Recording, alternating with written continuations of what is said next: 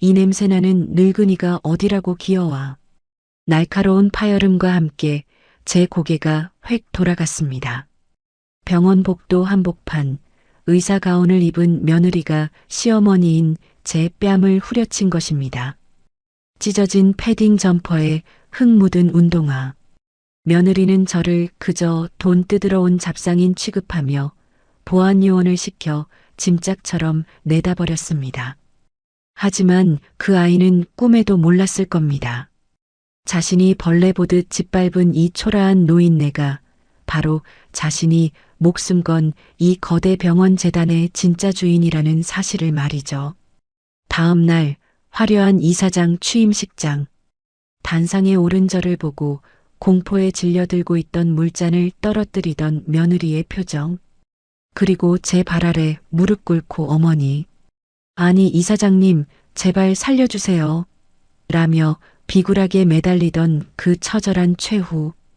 돈과 권력에 취해 폐륜을 저지른 며느리를 향한 30년을 벼른 통쾌한 참교육. 과연 며느리는 어떤 결말을 맞이했을까요? 가슴 뻥 뚫리는 사이다. 복수국을 끝까지 함께하고 싶으시다면 지금 바로 구독과 좋아요를 눌러주세요. 이야기는 지금부터 시작됩니다. 성심의료원 로비의 회전문이 돌아가며 찬바람이 훅 끼쳐 들어왔습니다. 화려한 대리석 바닥 위로 흙투성이 운동화 한 켤레가 조심스럽게 발을 디뎠습니다. 박말순이었습니다. 박말순은 빛바랜 자주색 패딩 점퍼를 여미며 주위를 두리번거렸습니다. 한 손에는 검은 비닐봉지가 들려 있었는데 걸을 때마다 유리병끼리 부딪히는 달그락 소리가 났습니다. 박말순이 안내 데스크 앞으로 다가가 직원에게 말을 걸었습니다. 아이고 총각. 여기 이옥자라고 내 사돈인데 병실이 어디요? 내가 새벽 첫 차 타고 올라왔어. 안내 직원이 모니터를 보지도 않고 박말순의 행색을 위아래로 훑어보았습니다. 직원이 사무적인 말투로 대답했습니다. 할머니, 환자분 성함이랑 생년월일 정확히 말씀하셔야 해요. 그리고 보호자로 등록되어 있으세요?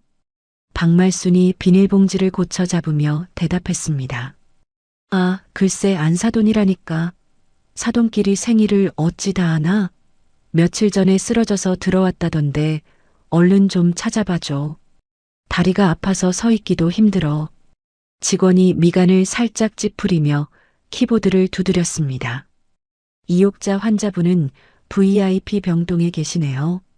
그런데 면회 제한 설정이 되어 있어서 등록된 보호자 외에는 만날 수가 없습니다. 못 들어가세요. 박말순이 답답하다는 듯 데스크를 손바닥으로 탁 쳤습니다. 뭐라고? 아니, 사돈이 병문안을 왔는데 못 들어간다는 게 말이 돼? 내가 촌에서 이거 전해주러 밥도 굶고 왔어. 문 열어줘.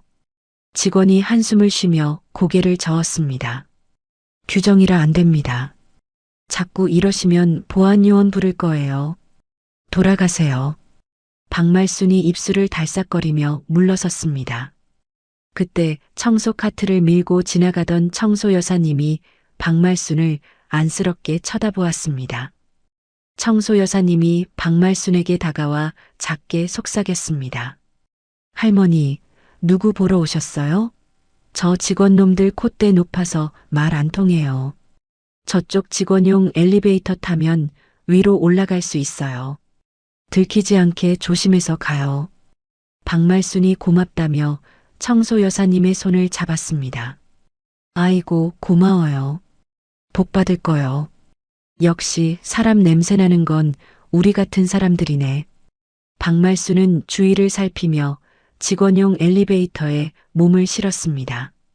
12층 버튼을 누르는 박말순의 손가락 마디마디가 굵고 거칠었습니다.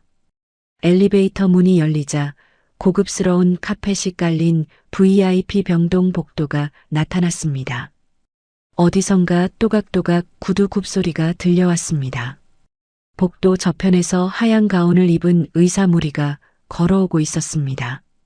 그 중심에는 며느리 최유라가 있었습니다. 최유라는 목에 명품 스카프를 두르고 전공의들에게 무언가 지시하고 있었습니다. 이번 302호 환자 식이 조절 똑바로 신경 써요. 반찬 맛없다고 컴플레인 들어오면 당신들이 책임질 거야? 알았어? 박말순이 반가운 마음에 손을 흔들며 불렀습니다. 아가, 유라야. 애구구, 내 새끼 여기서 보니까 더 훤하네. 최유라가 목소리가 들리는 쪽으로 고개를 돌렸습니다. 박말순을 발견한 최유라의 눈이 동그랗게 커졌습니다. 최유라의 얼굴이 순식간에 하얗게 질렸습니다. 최유라가 급히 옆에 있던 간호사에게 손짓했습니다. 뭐해? 저쪽 환자들 병실로 들이세요. 문 닫아. 지금 당장. 간호사들이 우왕좌왕하는 사이 최유라가 성큼성큼 박말순에게 걸어왔습니다. 최유라가 박말순의 팔을 거칠게 낚아챘습니다. 어머니, 도대체 여기가 어디라고 와요? 미쳤어요?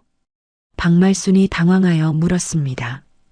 어디긴 사돈 아프다길래 왔지. 이거 직접 짠 참기름인데. 최유라가 박말순의 말을 자르며 비상구 쪽으로 끌고 갔습니다. 최유라의 소나기 힘이 어찌나 센지 박말순이 비틀거렸습니다. 입 다물고 이리 따라와요. 남들 보잖아요. 아, 진짜 쪽팔리게.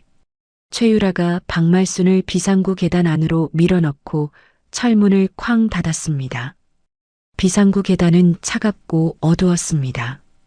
최유라가 박말순을 노려보며 소리를 질렀습니다. 어머니, 제가 말씀드렸잖아요. 친정 엄마한테 시댁 미국에 산다고 했다고요. 사업하는 재벌이라 바빠서 못 온다고 거짓말 다 해놨는데 이런 거짓꼴로 나타나면 어떡해요? 내 인생 망치는 꼴 보고 싶어서 환장하셨어요? 박말순이 기가 차다는 듯 헛웃음을 지었습니다. 참. 아니, 사돈이 오늘 내일 한다는데 그까짓 거짓말이 대수냐? 사람 도리는 해야 할 거 아니냐? 최유라가 머리를 쓸어 넘기며 짜증을 냈습니다. 도리요? 어머니, 그 꼴로 나타나는 게 저한테는 테러고 민폐예요. 제 체면은요? 병원 사람들이 저를 뭘로 보겠냐고요. 박말순이 들고 있던 비닐봉지를 내밀었습니다. 체면이 밥 먹여주냐? 이거 받아라. 고소한 냄새 맡으면 사돈도 기운 차릴 거다. 죽이라도 쑤어드려. 최유라가 비닐봉지를 쳐다보지도 않고 손으로 쳐냈습니다. 이딴 냄새 나는 거 필요 없다고요. 좀 치워요. 검은 비닐봉지가 계단 바닥으로 떨어졌습니다. 쨍그랑 소리와 함께 참기름 병이 산산조각 났습니다. 고소한 참기름 냄새가 비좁은 비상구 계단에 진동했습니다. 깨진 병 조각 사이로 흘러나온 기름이 박말순의 낡은 운동화를 적셨습니다. 박말순이 떨리는 목소리로 말했습니다. 너 지금 뭐 하는 짓이냐? 이게 어떤 기름인데? 내가 땀 흘려 농사 지은 걸. 최유라가 악을 쓰며 소리쳤습니다. 냄새, 이 역겨운 냄새 어쩔 거야. 온 병원에 촌티 내려고 작정했어요? 아으, 지긋지긋해 진짜. 최유라의 눈빛에는 도끼가 가득했습니다. 흥분한 최유라가 박말순에게 한 걸음 더 다가갔습니다. 제발 좀 꺼지라고요. 말귀를 못 알아먹어? 미친 늙은이가 노망이 났나? 어딜 기어와? 짝! 날카로운 파열음이 비상구 계단을 울렸습니다. 박말순의 고개가 왼쪽으로 획 돌아갔습니다. 뺨이 불에 댄 듯 화끈거렸습니다. 박말순은 믿기지 않는다는 듯 떨리는 손으로 뺨을 감싸쥐었습니다. 비상구 문이 살짝 열려 있었고 복도를 지나던 간호사들이 놀란 눈으로 그 광경을 보고 있었습니다. 최유라도 자신의 행동에 놀란 듯 잠시 멈칫했습니다. 하지만 이내 표정을 굳히며 주머니에서 무전기를 꺼냈습니다. 보안팀이죠? 여기 12층 비상구인데 잡상인 노인이 행패를 부리고 있어요. 당장 와서 끌어내세요. 박말순이 최유라를 올려다보았습니다. 박말순의 눈빛이 전과는 다르게 차갑게 가라앉아 있었습니다. 너 방금 시어미를 쳤냐? 내가 사람이고 의사냐? 최유라가 코웃음을 쳤습니다. 시어미 대접받고 싶으면 수준을 맞추시던가요? 더러워서 정말. 꼴도 보기 싫으니까 당장 나가요. 곧이어 건장한 보안요원 2명이 비상구로 뛰어들어왔습니다. 보안요원들이 박말순의 양팔을 결박했습니다. 박말순이 저항했지만 역부족이었습니다. 이거 나, 내 발로 간다. 놓으라고. 이놈들아. 최유라가 손수건으로 손을 닦으며 보안요원들에게 지시했습니다. 안 보이게 치워요. 다시는 얼씬도 못하게 하고 아주 멀리 갖다 버리세요. 박말순은 짐짝처럼 들려 엘리베이터에 태워졌습니다. 질질 끌려가는 동안에도 참기름 냄새는 지독하게 박말순을 따라다녔습니다. 병원 로비를 지나 정문 밖으로 내동댕이 쳐질 때까지 박말순은 입술을 꽉 깨물고 신음소리 한 번 내지 않았습니다. 차가운 아스팔트 바닥에 박말순이 나뒹굴었습니다. 지나가는 행인들이 혀를 차며 쳐다보았습니다. 보안요원이 문을 닫고 들어가 버리자 박말순은 천천히 몸을 일으켰습니다. 찢어진 패딩 점퍼 사이로 오리털이 삐져나왔습니다. 박말순은 무덤덤하게 오리털을 집어넣었습니다. 뺨은 붉게 부어올라 욱신거렸습니다. 박말순은 거대한 성심의료원 건물을 올려다보았습니다. 유리창에 반사된 햇빛이 눈이 부셨습니다. 저 꼭대기층 어딘가에 며느리 최유라가 있을 것이었습니다. 박말순이 품 안에서 구형 폴더폰을 꺼냈습니다. 단축번호 1번을 꾹 눌렀습니다. 신호음이 몇 번 가기도 전에 상대방이 전화를 받았습니다. 예, 여사님. 김 실장입니다. 수화기 너머로 중후한 남자의 목소리가 들려왔습니다. 박말순이 낮게 깔린 목소리로 말했습니다. 김 실장, 나다. 김 실장이 조심스럽게 물었습니다. 목소리가 안 좋으십니다. 무슨 일 있으셨습니까?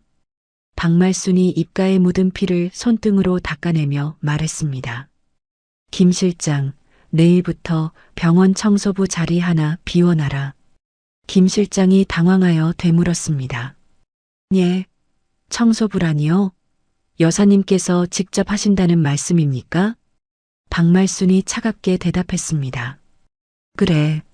12층 VIP 병동 담당으로 내 두 눈으로 똑똑히 봐야겠다. 내 병원에 어떤 괴물이 살고 있는지. 김 실장은 잠시 침묵하더니 굳건한 목소리로 대답했습니다. 알겠습니다. 바로 조치하겠습니다. 준비해 두겠습니다. 박말순이 전화를 뚝 끊었습니다. 박말순은 다시 한번 병원을 노려보았습니다. 그녀의 눈빛은 더 이상 시골 할머니의 순박한 눈빛이 아니었습니다. 매서운 바람이 박말순의 헝클어진 머리카락을 날렸습니다. 박말순이 주먹을 꽉 쥐었습니다. 다음 날 새벽 4시였습니다. 푸르스름한 새벽 공기를 가르며 성심의료원 직원 전용 출입구로 박말순이 들어섰습니다. 어제와는 완전히 다른 모습이었습니다. 회색 청소 용역 조끼를 입고 머리에는 캡 모자를 푹 눌렀었습니다. 얼굴 반을 가리는 마스크까지 쓰니 영락없는 청소 여사님이었습니다. 박말순이 대걸레를 꽉 쥐며 중얼거렸습니다. 내 오늘 내년의 밑바닥까지 싹 다 보고 갈 거다. 박말순은 익숙한 손놀림으로 12층 VIP 병동 복도를 닦기 시작했습니다. 쓱싹 쓱싹 대걸레질 소리가 조용한 복도에 울렸습니다. 아침 8시가 되자 병동이 분주해지기 시작했습니다. 박말순은 최유라의 진료실 앞 복도 구석에서 걸레를 빠는 척하며 귀를 기울였습니다. 양복을 빼입은 제약회사 영업사원 한 명이 진료실로 들어가는 게 보였습니다. 박말순이 살금살금 진료실 문틈으로 다가갔습니다. 안에서 말소리가 새어나왔습니다. 최 교수님, 이번에 새로 나온 신약 좀 잘 부탁드립니다. 저희가 신경 많이 썼습니다. 영업사원이 굽신거리며 하얀 봉투를 최유라에게 건넸습니다. 최유라가 봉투를 열어 내용물을 확인하고는 입꼬리를 올렸습니다. 어머, 이게 뭐야? 어골프장 VIP 회원권 아니야? 여기 대기만 1년이라던데. 영업사원이 손을 비비며 대답했습니다. 교수님 격에 맞는 걸로 구하느라 힘들었습니다. 백화점 상품권도 좀 넣었습니다. 사모님 용돈 하시라고요. 최유라가 봉투를 가운 주머니에 쑤셔 넣으며 웃었습니다. 김 과장, 일 잘하네. 알았어. 이번 달 처방 코드는 그쪽 약으로 싹 돌릴게. 걱정 마. 박말순이 그 소리를 듣고 걸레를 쥔 손을 부들부들 떨었습니다. 저런 썩을 년. 환자한테 좋은 약을 써야지. 돈 받고 약을 써? 박말순은 끓어오르는 화를 꾹 누르며 복도 끝 탕비실로 향했습니다. 점심시간이 되자 간호사들이 탕비실로 모여들었습니다. 박말순은 구석자리에 앉아 찬밥을 물에 말아먹는 신용을 하며 귀를 열었습니다. 간호사들이 커피를 타 마시며 수군거렸습니다. 야, 너 들었어? 최 교수님 시댁이 미국에 있는 엄청난 재벌이라며? 다른 간호사가 맞장구를 쳤습니다. 그럼 들었지. 남편분은 개천에서 용난 케이스고 시댁 덕에 병원장이랑도 친하다잖아. 근데 좀 이상하지 않아? 뭐가? 아니, 그렇게 부자면 며느리한테 명품 백이라도 하나 사줄 텐데 맨날 자기 돈으로 산 것만 자랑하잖아. 시어머니는 코빼기도 안 보이고. 박말순이 속으로 코웃음을 쳤습니다. 재벌은 무슨 빚쟁이한테 쫓겨 야반도주한 집안인 줄 알면 기절하겠네. 그때 탕비실 밖에서 요란한 전화벨 소리가 들렸습니다. 최유라의 날카로운 목소리가 복도를 쩌렁쩌렁 울렸습니다. 박말순이 밥그릇을 내려놓고 슬그머니 밖으로 나갔습니다. 최유라가 간호사 스테이션에서 수화기를 들고 짜증을 내고 있었습니다. 응급실, 내가 몇 번을 말해? 돈 없는 환자는 받지 말라고. 수화기 너머로 응급실 당직이의 다급한 목소리가 들리는 듯 했습니다. 최유라가 인상을 팍 쓰며 소리쳤습니다. 행여병자야? 보호자도 없어? 그럼 시립병원으로 보내. 왜 자꾸 우리 VIP 병동으로 올리려고 해? 물 흐리게. 최유라가 거칠게 전화를 끊어버렸습니다. 옆에 있던 수간호사가 조심스럽게 물었습니다. 교수님, 그래도 환자 상태가 위독하다는데 일단 받아야 하지 않을까요? 1인실 하나 비어 있는데요. 최유라가 수간호사를 쏘아보며 차트를 바닥에 패대기 쳤습니다. 수 선생님, 자선사업 하세요? 병원비 떼이느니 비워두는 게 나아요. 당장 다른 병원으로 이송시켜요. 최유라가 찢어버린 차트 종이들이 바닥에 흩날렸습니다. 최유라는 씩씩거리며 자기 진료실로 들어가 버렸습니다. 박말순이 빗자루를 들고 와 흩어진 종이 조각들을 쓸어 담았습니다. 쓰레기통에 버리는 척하면서 박말순은 재빨리 종이들을 주머니에 챙겼습니다. 이게 다 증거다. 사람 목숨 파리 목숨으로 아는 증거. 오후가 되자 최유라가 쇼핑백 하나를 들고 어디론가 향했습니다. 박말순은 대걸레를 미는 척하며 그 뒤를 밟았습니다. 최유라가 들어간 곳은 바로 박말순의 안사돈, 이옥자의 병실이었습니다. 박말순이 병실 문 옆에 바짝 붙어 섰습니다. 병실 안에서 최유라의 목소리가 들려왔습니다. 아까와는 전혀 다른 콧소리 섞인 세상 다정한 목소리였습니다. 엄마 나왔어. 많이 아프지? 안사돈 이옥자의 힘없는 목소리가 들렸습니다. 오냐, 유라야. 바쁜데 뭐하러 왔어? 내 시부모님은 아직 연락 없으셔? 최유라가 능청스럽게 대답했습니다. 아휴, 미국 시차 때문에 연락이 잘 안 되네. 대신 어머님이 이거 보내셨어. 최고급 흑염소 즙이래. 엄마 먹고 얼른 기운 차리라고.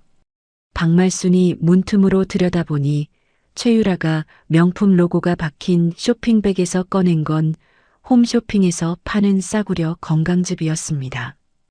이옥자가 감동한 목소리로 말했습니다. 아이고, 사부인께서 멀리서 이런 것까지 챙겨주시고. 내가 면목이 없다. 인사라도 드려야 하는데. 최유라가 이옥자의 손을 잡으며 말했습니다. 인사는 나중에 태어나고 해. 그리고 엄마, 혹시라도 병실에 이상한 할머니 찾아오면 절대 문 열어주면 안 돼. 이상한 할머니? 그게 누군데? 있어. 치매 걸린 잡상인 할머니인데 자꾸 사돈이라고 우기면서 병실 돌아다녀. 아까도 내가 쫓아냈어. 엄마 놀라면 안 되니까 간병인 아줌마한테도 일러뒀어. 문 밖에서 듣고 있던 박말순의 피가 거꾸로 솟았습니다. 저 천벌을 받으련. 멀쩡한 시어미를 치매 노인으로 만들어? 박말순은 당장이라도 문을 박차고 들어가고 싶었지만 꼭 참았습니다. 아직은 때가 아니었습니다. 잠시 후 최유라가 병실 문을 열고 나왔습니다. 통화를 하고 있었습니다. 여보세요? 김 과장 처리건 말이야. 이번 이사장 취임식 때 확실히 보내버려야 해. 그래야 내가 차기 병원장 자리 먹지. 최유라가 복도를 걷다가 바닥을 닦고 있던 박말순과 정면으로 부딪혔습니다. 박말순이 짐짓 못 본 척하며 최유라의 구두 위로 대걸레를 쓱 밀었습니다. 아, 뭐야? 최유라가 비명을 지르며 펄쩍 뛰었습니다. 구두에 더러운 물이 튀었습니다. 최유라가 박말순을 노려보며 소리를 질렀습니다. 아줌마, 눈을 어디다 두고 다녀? 이거 얼마짜리 구두인 줄 알아? 박말순이 모자를 더 깊이 눌렀으며 죄송하다고 고개를 숙였습니다. 죄송합니다. 제가 눈이 침침해서. 최유라가 화를 참지 못하고 박말순의 정강이를 걷어찼습니다. 퍽! 흑! 박말순이 외마디 비명을 지르며 주저앉았습니다. 정강이가 부러질 듯 아팠습니다. 최유라가 표독스러운 표정으로 말했습니다. 더러운 냄새 나게 정말. 당장 내 눈앞에서 꺼져요. 안 그러면 용역업체에 전화해서 잘라버릴 거야. 최유라는 씩씩거리며 복도 저편으로 사라졌습니다.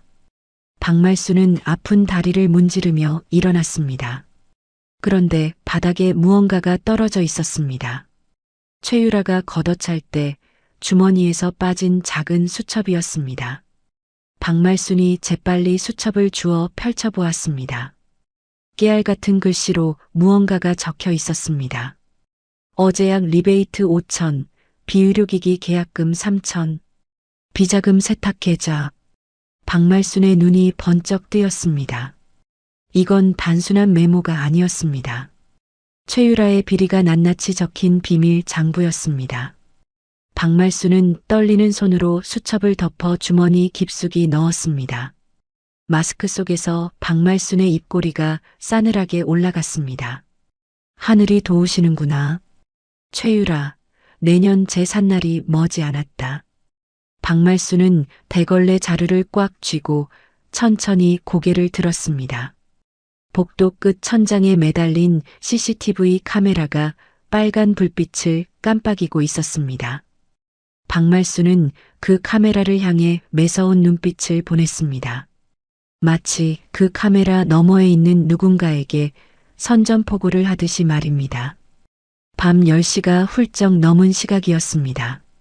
낮에는 그토록 북적거리던 성심의료원 복도에 적막이 감돌았습니다. 가끔 들리는 건 당직 간호사들의 슬리퍼 끄는 소리와 멀리서 들리는 구급차 사이렌 소리뿐이었습니다. 박말순은 청소 카트를 병원장실 앞 복도 구석에 세워두었습니다. 주변을 살피는 박말순의 눈매가 매섭게 빛났습니다.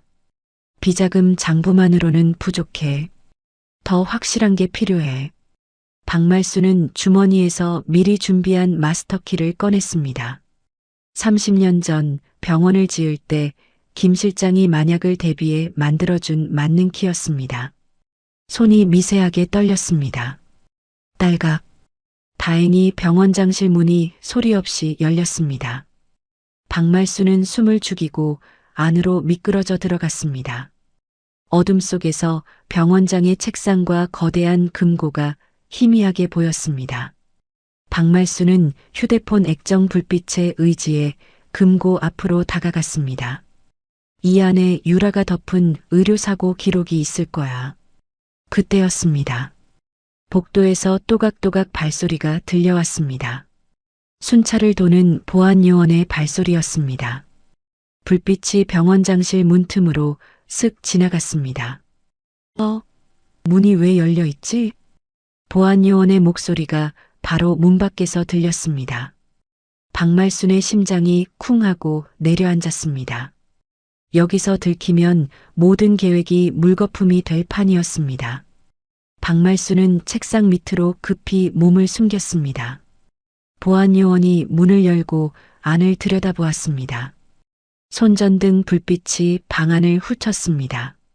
불빛이 책상 쪽으로 다가오는 순간 박말순은 입을 틀어막고 눈을 질끈 감았습니다. 다행히 무전기 소리가 정적을 깼습니다. 취직. 1층 로비 취객 난동 발생. 지원 바람. 알겠다. 이동한다. 보안요원은 문을 대충 닫고 급히 뛰어갔습니다. 박말순은 그제야 참고 있던 숨을 몰아쉬었습니다. 등줄기에 식은땀이 흥건했습니다. 박말순은 금고는 포기하고 황급히 병원장실을 빠져나왔습니다. 비상계단으로 몸을 피하려는 찰나였습니다. 어둠 속 비상구 문 뒤에서 누군가 쑥 튀어나와 박말순의 팔목을 낚아챘습니다. 아! 박말순이 비명을 지르려 하자 상대방이 커다란 손으로 박말순의 입을 막았습니다. 쉿! 조용히 하세요. 접니다. 박말순은 놀란 토끼 눈을 하고 상대를 올려다보았습니다. 희미한 비상구 유도등 불빛 아래 드러난 얼굴은 흉부외과 김준기 과장이었습니다. 김준기는 박말순을 계단 구석으로 데리고 갔습니다. 박말순이 거칠게 숨을 몰아쉬며 물었습니다. 당신 누구여? 나를 왜 잡아? 김준기가 박말순의 얼굴을 뚫어지게 쳐다보았습니다.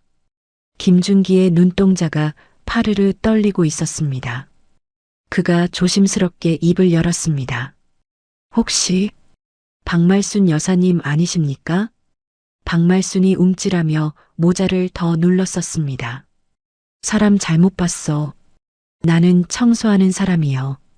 김준기가 고개를 저으며 박말순의 손을 잡았습니다.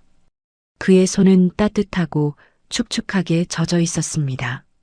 아니요. 맞습니다. 제가 이 손을 어떻게 잊겠습니까? 20년 전 등록금이 없어 의대를 포기하려던 제 손을 잡아주신 분이잖아요. 박말순의 눈빛이 흔들렸습니다. 김준기가 말을 이었습니다. 얼굴 없는 후원자님, 키다리 아줌마라는 이름으로 4년 내내 장학금 보내주신 분. 제가 졸업식 날 멀리서 배웠습니다. 설립자 사모님이시라는 것도 그때 알았고요. 박말순은 그제야 어깨에 들어갔던 힘을 풀었습니다. 한숨이 깊게 새어나왔습니다. 귀신은 속여도 자네 눈은 못 속이겠구먼. 그래, 나다. 박말순이다. 김준기가 감격에 겨운 듯 고개를 숙였습니다. 여사님, 도대체 왜 이런 차림으로? 아니, 며칠 전 로비에서 최 교수한테 당하시는 걸 보고 제 눈을 의심했습니다. 박말순이 씁쓸하게 웃었습니다.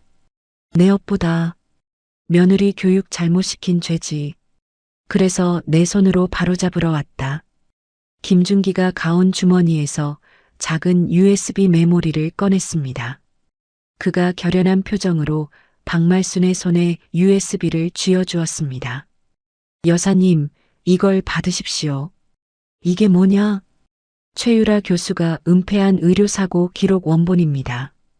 그리고 사망 진단서 조작한 증거, 간호사들에게 갑질한 녹취록까지 다 들어 있습니다. 박말순이 USB를 꽉 쥐었습니다. 손끝에서 찌릿한 전율이 느껴졌습니다. 김준기가 울먹이는 목소리로 말했습니다. 저도 비겁했습니다. 최 교수가 병원장 조카라는 이유로 권력이 무서워서 알면서도 침묵했습니다. 하지만 여사님을 뵙고 나니 더는 못 참겠습니다. 제발 우리 병원 좀 살려주십시오. 박말순이 김준기의 어깨를 다독였습니다. 고맙다. 정말 고맙다. 자네 같은 의사가 있어서 아직 희망이 있구나. 김준기가 물었습니다. 아드님은, 강민호 선생은 이 사실을 아나요? 박말순이 고개를 가로저었습니다. 민호는 모른다. 내가 병원 주인인 줄도 모르고 지 마누라가 어떤 괴물인지도 몰라. 그 녀석은 그냥 내가 빚만 잔뜩 남은 늙은이인 줄 알아. 김준기가 안타까운 듯 탄식했습니다. 세상에, 어떻게 그런. 박말순이 단호하게 말했습니다. 김 과장, 부탁 하나 하자. 내일 취임식 전까지는 비밀이다. 내 정체도 우리가 만난 것도. 김준기가 굳게 고개를 끄덕였습니다. 명심하겠습니다. 몸 조심하십시오, 이사장님. 박말순은 김준기의 배웅을 받으며 뒷문으로 병원을 빠져나왔습니다. 밤 공기가 찼지만 가슴속은 뜨겁게 타올랐습니다. 집으로 돌아온 박말순은 뜬 눈으로 밤을 지새웠습니다. 동이 트자마자 박말순은 장롱문을 열었습니다. 장롱 깊숙한 곳, 낡은 이불 사이에 숨겨져 있던 고급 양복 커버를 꺼냈습니다. 지퍼를 내리자 짙은 네이비색의 맞춤 정장이 우아한 자태를 드러냈습니다. 30년 전 남편이 죽기 전에 마지막으로 맞춰준 옷이었습니다. 그리고 영롱하게 빛나는 진주 목걸이도 꺼냈습니다. 박말순은 거울 앞에 섰습니다. 청소복을 벗어던지고 정장을 입었습니다. 몸빼 바지 속에 감춰져 있던 꼿꼿한 허리가 드러났습니다. 백발을 단정하게 빗어넘기고 진주 목걸이를 걸자 거울 속에는 더 이상 청소부 박말순이 아닌 이사장 박말순이 서 있었습니다. 그때 방문 밖에서 아들 민호의 목소리가 들렸습니다. 엄마, 일어나셨어요? 박말순은 황급히 정장 위에 낡은 카디건을 걸쳐 입었습니다. 민호가 부스스한 얼굴로 넥타이를 매며 거실로 나왔습니다. 민호의 양복은 소매가 닳아 반질반질했습니다. 아내 유라는 명품을 휘감고 다니는데 정작 남편은 3년 된 양복 한 벌로 버티고 있었습니다. 민호가 식탁 위에 놓인 찬밥을 보며 말했습니다. 엄마, 오늘 병원 개원 30주년 행사라 저 늦어요. 저녁 챙겨 드시고 주무세요. 박말순이 짐짓 아무렇지 않은 척 물었습니다. 그래, 큰 행사라니 밥은 잘 나오겠네. 우리 며느리가 상이라도 받냐? 민호가 넥타이를 매다 말고 고개를 푹 숙였습니다. 아니요. 유라는 바빠서. 그리고 엄마 미안해요. 뭐가 미안해? 유라가 엄마 병원 근처에도 오지 말라고 했잖아요. 엄마가 창피해서가 아니라 병원 사람들이 워낙 깐깐해서 그래요. 제가 못나서 엄마한테 효도 한번 못하고. 민호의 목소리가 기어들어갔습니다. 민호는 지갑을 열어 꼬깃꼬깃한 1,000원짜리와 5,000원짜리를 섞어 10,000원을 만들었습니다. 그러고는 식탁 위에 조심스럽게 올려놓았습니다. 이거 점심에 국밥이라도 사드세요. 용돈 많이 못 드려서 죄송해요. 박말순은 식탁 위에 놓인 구겨진 지폐들을 바라보았습니다. 가슴 한구석이 욱신거렸습니다. 수천억 자산가의 아들이 고작 10,000원을 용돈이라고 내밀며 고개를 숙이고 있었습니다. 박말순이 민호의 손을 잡았습니다. 민호의 손은 거칠고 차가웠습니다. 민호야, 네 엄마. 오늘 행사장에 가면 말이다. 무슨 일이 있어도 놀라지 마라. 그리고 기죽지 마라. 너는 내 아들이다. 민호가 의아한 표정으로 박말순을 쳐다보았습니다. 갑자기 무슨 말씀이세요? 당연히 놀랄 일 없죠. 저는 구석에 박혀 있을 건데요, 뭐. 민호는 씁쓸하게 웃으며 현관을 나섰습니다. 다녀오겠습니다. 철컥. 현관문이 닫히자 박말순은 카디건을 벗어 던졌습니다. 거울 속의 자신을 다시 한번 매섭게 노려보았습니다. 그래, 민호야. 오늘부로 내가 기죽고 사는 일은 없을 거다. 애미가 그렇게 만들 거야. 박말순이 휴대폰을 들었습니다. 김 실장, 지금 집 앞이다. 차 대기시켜. 박말순이 집 밖으로 나왔습니다. 낡은 빌라 앞 골목길에 윤기가 흐르는 검은색 최고급 세단이 대기하고 있었습니다. 동네 사람들이 눈이 휘둥그레져서 쳐다보았습니다. 김 실장이 차 문을 활짝 열며 허리를 90도로 숙였습니다. 이사장님 모시러 왔습니다. 준비는 다 끝났습니다. 박말순이 고개를 끄덕이며 차에 올랐습니다. 가자. 가서 내 병원 다시 찾아야겠다. 세단이 부드럽게 미끄러지듯 골목을 빠져나갔습니다. 차창 밖으로 익숙한 동네 풍경이 빠르게 지나갔습니다. 박말순은 무릎 위에 놓인 핸드백을 꽉 쥐었습니다. 그 안에는 김준기 과장이 준 USB와 최유라가 흘린 비자금 수첩이 들어 있었습니다. 박말순의 눈빛이 전장을 향해 가는 장수처럼 비장하게 빛났습니다. 오후 2시 성심의료원 대강당은 그야말로 별들의 잔치였습니다. 화려한 샹들리에 조명이 눈부시게 쏟아지고 테이블마다 놓인 생화 장식이 향기를 뿜어냈습니다. 정재계 인사들과 유명 언론사 기자들, 그리고 병원 주요 보직자들이 자리를 가득 메웠습니다. 주인공은 단연 최유라였습니다. 최유라는 목선이 훤히 드러나는 붉은색 드레스를 입고 샴페인 잔을 든 채 이곳저곳을 누비고 있었습니다. 그녀의 얼굴에는 승리감에 도취된 미소가 떠나지 않았습니다. 어머, 김 의원님, 와주셔서 감사합니다. 저희 병원 발전 기금 문제 잘 부탁드립니다. 박 대표님, 이번에 새로 들여올 의료기기 건은 제가 신경 쓰고 있습니다. 호호.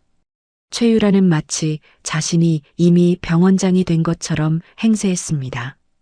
그때 구석진 테이블에 쭈그리고 앉아 있는 남편 강민호가 눈에 들어왔습니다. 민호는 낡은 양복을 입고 사람들이 자기를 볼까봐 고개를 푹 숙이고 있었습니다. 최유라가 미간을 찌푸리며 민호에게 다가갔습니다. 여보, 내가 구석에 안 보이게 있으라고 했잖아. 왜 자꾸 고개를 들고 그래? 민호가 화들짝 놀라며 어깨를 움츠렸습니다. 아니. 목이 좀 말라서 물 좀 마시려고. 최유라가 싸늘하게 쏘아붙였습니다. 물은 무슨. 당신 그 낡아빠진 양복, 사람들이 볼까봐 내가 조마조마해 죽겠어. 제발 있는 듯 없는 듯 있어. 티내지 말고. 민호가 기어들어가는 목소리로 대답했습니다. 알았어. 미안해. 최유라가 혀를 차며 돌아섰습니다. 어휴, 내가 전생에 무슨 죄를 지어서 저런 궁상맞은 남자랑 엮여서는 시어머니나 남편이나 도움이 안 돼요, 도움이. 최유라는 다시 표정을 싹 바꾸고 VIP석인 맨 앞자리로 걸어갔습니다. 그녀의 라이벌인 흉부외과 김준기 과장이 건너편에 앉아 있었습니다. 김준기는 긴장한 표정으로 계속 시계를 보고 있었습니다. 최유라가 김준기에게 다가가 비아냥거렸습니다. 김 과장, 표정이 왜 그래? 오늘이 마지막이라니 아쉬워서 그래. 짐 쌀 준비는 다 했고? 김준기가 최유라를 빤히 쳐다보며 담담하게 대답했습니다. 글쎄요. 짐을 싸야 할 사람이 누군지는 두고 봐야 알겠죠. 최유라가 코웃음을 쳤습니다. 끝까지 센 척하기는. 이따 신임 이사장님 오시면 내 말이 무슨 뜻인지 알게 될 거야. 그때 장례 안내 방송이 울려 퍼졌습니다. 잠시 후 성심의료원 개원 30주년 기념식 및 제5대 이사장 취임식이 시작되겠습니다. 내빈 여러분께서는 자리에 착석해 주십시오. 조명이 어두워지고 웅장한 오케스트라 음악이 깔렸습니다. 무대 위로 사회자가 올라왔습니다. 사회자의 목소리가 강당을 쩌렁쩌렁 울렸습니다. 오늘 이 자리는 우리 성심의료원의 새로운 역사가 시작되는 날입니다. 그동안 전문 경영인 체제로 운영되던 우리 재단이 30년 만에 실소유주이신 설립자님을 모시게 되었습니다. 객석이 술렁이기 시작했습니다. 실소유주? 정 회장님 아니었어? 설립자가 살아계셨다고? 누구지? 최유라도 호기심 어린 눈으로 무대를 바라보았습니다. 누구든 상관없어. 어차피 내 편으로 만들면 그만이니까. 사회자가 목소리를 높였습니다. 자, 오래 기다리셨습니다. 성심의료원의 진짜 주인, 박말순 신임 이사장님을 소개합니다. 핀 조명이 무대 뒤편의 거대한 문을 비췄습니다. 육중한 문이 양쪽으로 스르르 열렸습니다. 모든 사람들의 시선이 그곳으로 쏠렸습니다. 검은색 정장을 입은 경호원들이 도열하고 그 사이로 한 여인이 걸어 나왔습니다. 짙은 네이비색 맞춤 정장이 그녀의 몸에 딱 맞게 떨어졌습니다. 목에는 알 굵은 진주 목걸이가 우아하게 빛나고 백발의 머리카락은 한 올의 흐트러짐 없이 단정하게 넘겨져 있었습니다. 걸음걸이에는 위엄이 넘쳤고 표정에는 서리빨 같은 기품이 서려 있었습니다. 박말순이었습니다. 객석 곳곳에서 탄성이 터져 나왔습니다. 오, 저분이 설립자이신가 봐. 포스가 장난 아닌데? 근데 어디서 많이 본 것 같은데. 최유라는 물개박수를 치며 환호했습니다. 와, 이사장님, 환영합니다. 그러나 박말순이 무대 중앙으로 걸어 나와 조명을 정면으로 받는 순간 최유라의 박수 소리가 뚝 끊겼습니다. 최유라의 눈이 찢어질 듯 커졌습니다. 입이 떡 벌어져 다물어지지 않았습니다. 저 얼굴은? 며칠 전 흑투성이 운동화를 신고 참기름 냄새를 풍기며 로비에 나타났던 그 노인네였습니다. 자신이 비상구 계단으로 끌고 가서 뺨을 때리고 내쫓았던 그 미친 늙은이. 최유라가 덜덜 떨리는 손으로 옆자리에 앉은 병원장의 옷소매를 잡았습니다. 원장님, 저 사람 누구예요? 병원장이 감격스러운 표정으로 박수를 치며 대답했습니다. 누구긴 우리 재단 설립자이신 박말순 여사님이시지. 30년 만에 처음으로 공식 석상에 나오신 거야. 최유라의 머릿속이 하얗게 변했습니다. 귀에서 B- 소리가 들리는 것 같았습니다. 말도 안 돼. 시어머니가, 그 거지 같은 노인네가 이사장이라고? 그때 구석진 자리에 있던 강민호가 벌떡 일어났습니다. 민호의 눈도 튀어나올 듯 커져 있었습니다. 민호가 무의식적으로 소리쳤습니다. 엄마. 민호의 목소리가 컸지만 웅장한 음악 소리에 묻혀 사람들에게는 들리지 않았습니다. 민호는 다리에 힘이 풀려 의자에 털썩 주저앉았습니다. 이게 무슨... 엄마가 왜 저기에 있어? 엄마는 분명 집에서 찬밥 드시고 계셨는데. 무대 위에 선 박말순이 마이크 앞에 섰습니다. 박말순은 천천히 객석을 둘러보았습니다. 수많은 사람들 속에서 단번에 최유라를 찾아냈습니다. 박말순의 눈빛이 최유라의 눈과 허공에서 딱 마주쳤습니다. 박말순의 입꼬리가 살짝 올라갔습니다. 그것은 웃음이 아니라 사형 선고와도 같은 서늘한 미소였습니다. 최유라는 숨이 턱 막혀 고개를 돌리고 싶었지만 몸이 마비된 듯 움직이지 않았습니다. 박말순이 입을 열었습니다. 안녕하십니까? 성심의료원 이사장 박말순입니다. 목소리는 차분했지만 강당 전체를 압도하는 힘이 실려 있었습니다. 저는 지난 30년간 남편이 남긴 이 병원을 전문 경영인들에게 맡기고 평범한 주부로 살아왔습니다. 병원이 잘 운영되고 있다고 믿었기 때문입니다. 박말순이 잠시 말을 멈추고 물 한 모금을 마셨습니다. 정적 속에 사람들은 숨소리조차 내지 못했습니다. 하지만 최근 저는 제 믿음이 틀렸다는 것을 알게 되었습니다. 제 두 눈으로 똑똑히 보았습니다. 박말순의 시선이 다시 최유라에게 꽂혔습니다. 병원의 주인은 환자입니다. 그런데 지금 이 병원에는 환자를 돈벌이 수단으로만 보는 장사치들이 의사 가운을 입고 활개치고 있습니다. 객석이 웅성거리기 시작했습니다. 장사치라니? 무슨 말씀이시지? 누굴 겨냥해서 하는 말 같은데? 최유라의 심장이 미친 듯이 뛰었습니다. 등줄기에 식은땀이 비오듯 쏟아졌습니다. 박말순의 목소리가 한층 더 높아졌습니다. 가난하다고 진료를 거부하고 촌스럽다고 보호자를 짐짝 취급하며 폭행까지 서슴지 않는 폐륜적인 행태가 이 신성한 병원에서 벌어지고 있습니다. 폭행이라는 단어에 최유라가 움찔했습니다. 며칠 전 비상구에서의 일이 파노라마처럼 스쳐 지나갔습니다. 안 돼. 말하지 마. 제발. 최유라는 속으로 비명을 질렀습니다. 박말순은 단상 아래를 내려다보며 단호하게 선언했습니다. 저는 오늘부로 이 병원의 썩은 환부를 도려내려 합니다. 지위 고하를 막론하고 의사의 양심을 팔아먹은 자들은 절대 용서하지 않을 것입니다. 박말순의 눈에서 파란 불꽃이 튀는 것 같았습니다.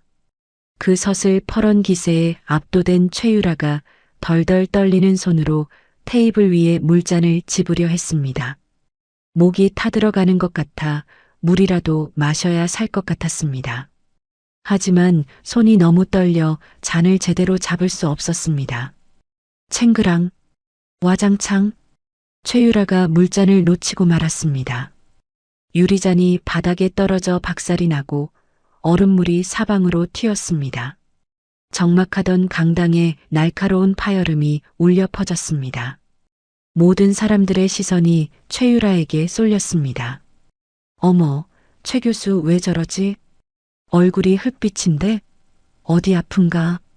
사람들이 수군거렸습니다. 단상 위에 있던 박말순이 그 소리를 듣고 최유라를 내려다보았습니다. 박말순이 마이크를 잡고 나직하게 그러나 명확하게 말했습니다. 거기 붉은 드레스 입은 분, 뭐가 그리 놀라셨습니까? 손에 힘이 하나도 없으시네. 며칠 전에는 노인네 뺨도 칠 만큼 기운이 넘치시더니 강당 안의 공기가 순식간에 얼어붙었습니다. 사람들의 시선이 박말순과 최유라 사이를 오갔습니다. 최유라는 바닥에 주저앉을 것만 같았습니다. 자신의 화려한 드레스 자락이 깨진 유리 조각과 물에 젖어 들어가고 있었지만 그런 건 신경 쓸 겨를조차 없었습니다. 단상 아래 맨 앞줄에 앉아있던 김준기 과장이 조용히 일어나 박말순을 향해 고개를 숙였습니다. 박말순도 김준기를 보며 짧게 눈인사를 건넸습니다. 그리고 다시 최유라를 보며 박말순이 마지막 한마디를 던졌습니다. 준비되셨습니까? 최유라 교수님? 이제 진짜 청소 시작합니다. 최유라의 눈앞이 캄캄해졌습니다. 성공을 위해 쌓아 올린 공든 탑이 시어머니의 말 한마디에 와르르 무너져 내리고 있었습니다.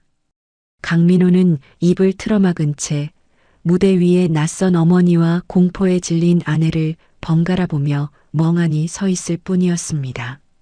이것은 전쟁의 서막이었습니다.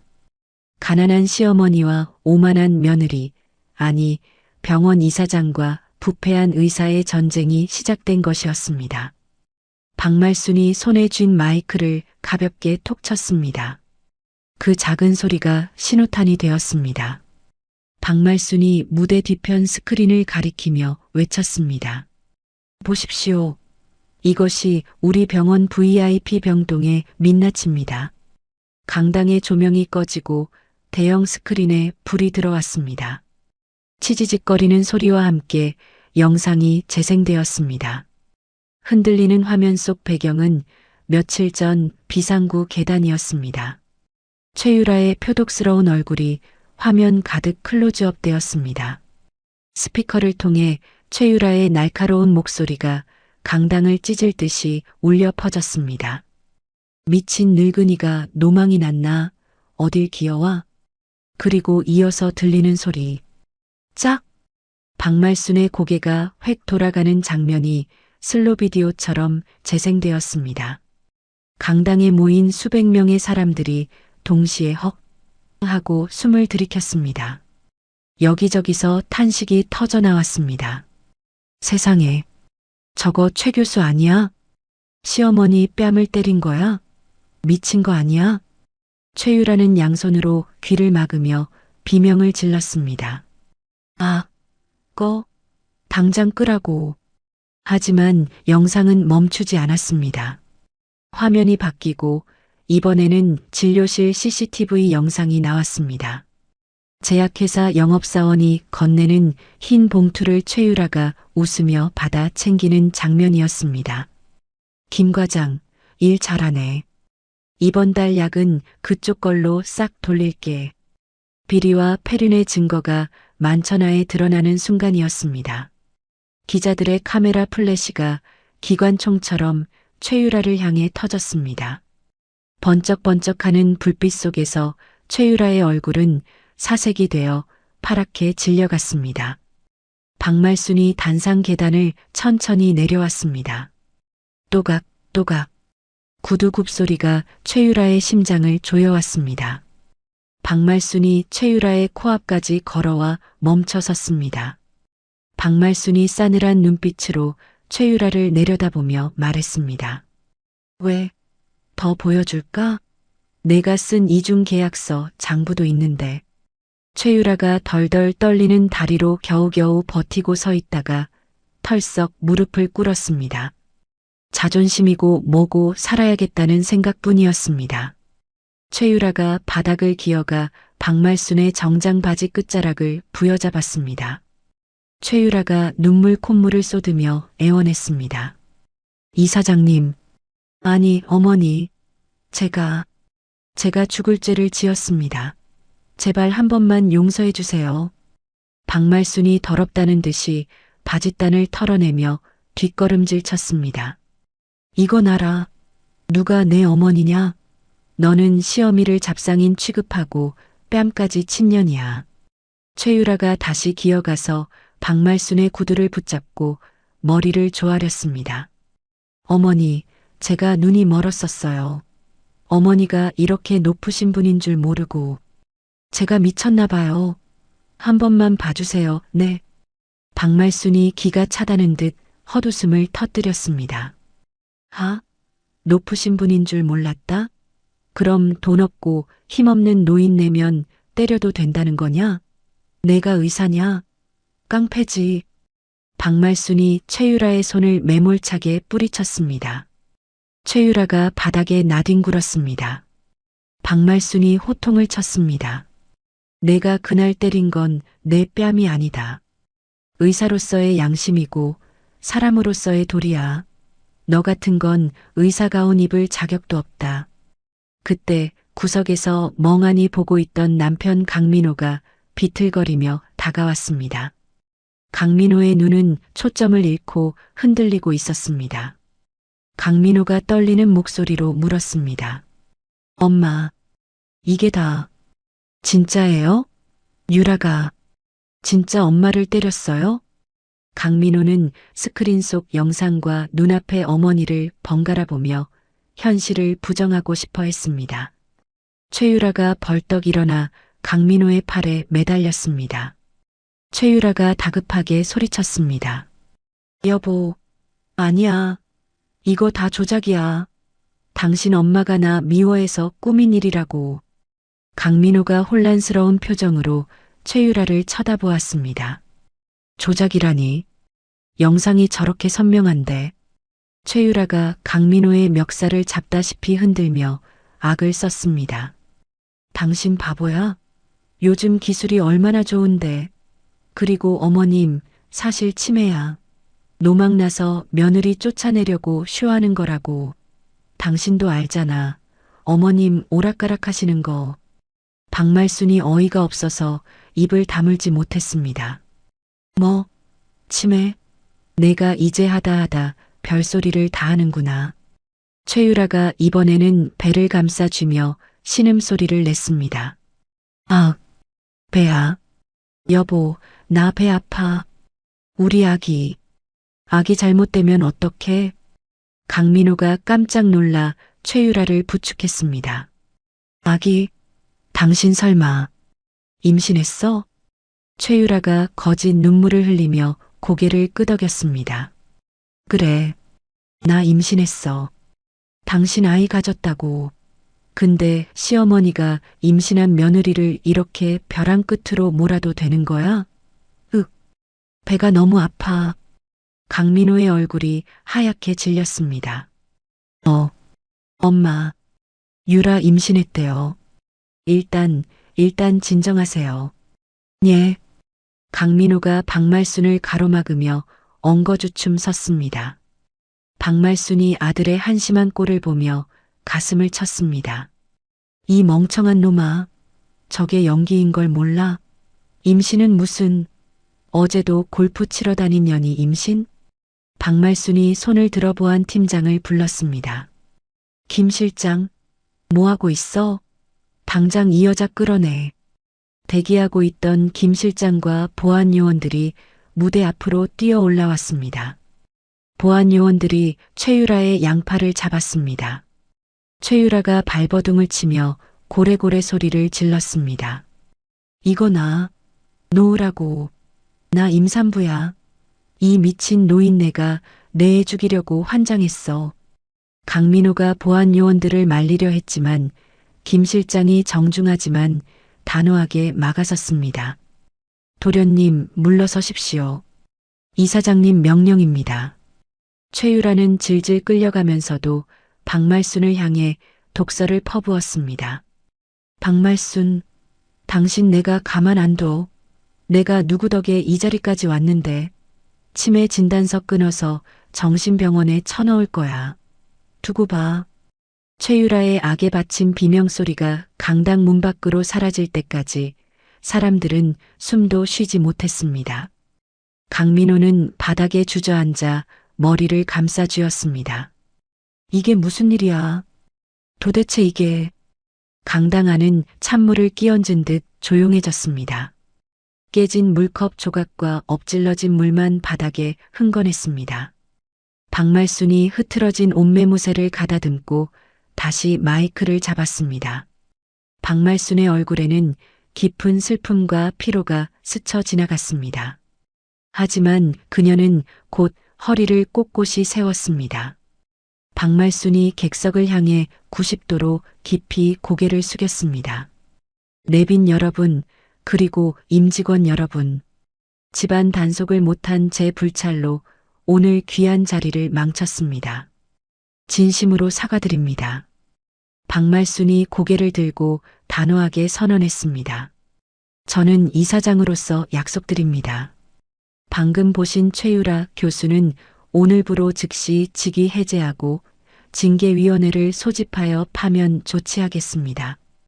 또한 불법 리베이트와 폭행 혐의에 대해서는 경찰에 정식으로 수사를 의뢰할 것입니다. 객석에서 누군가 박수를 치기 시작했습니다. 한 사람, 두 사람.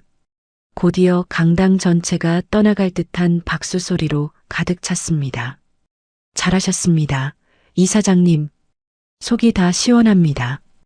김준기 과장이 눈시울을 붉히며 힘차게 박수를 쳤습니다.